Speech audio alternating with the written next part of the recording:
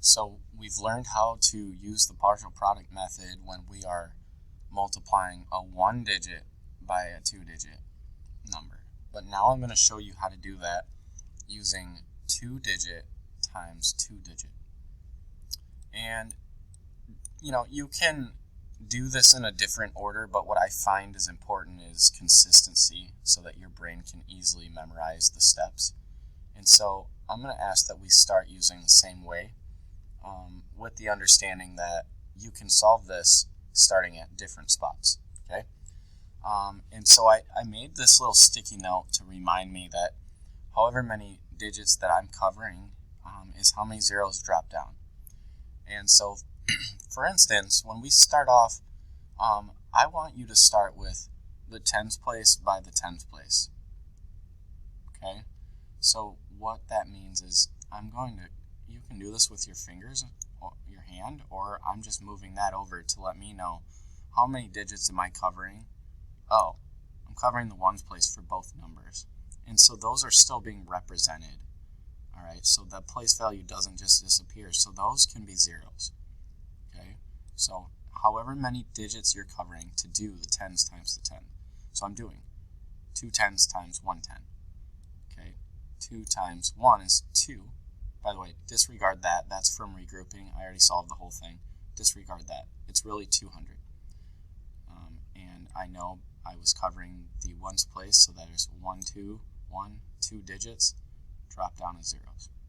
All right, so I did the 10 by the 10. Now I can do this 10 by this 1. So 20 times 4. All right, so you can say, well, I'm covering 1 digit in order to get to 2 times 4 here. It's 2 tens though. So I need to drop 1 0 down, and that would be that. And then I can do 2 times 4. And 2 times 4 is 8. And so 20 times 4 is 80. And I know because I dropped that 0 down that's being represented here where I'm covering. It dropped there.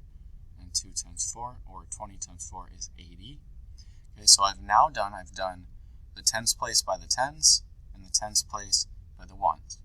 So I'm done with that too.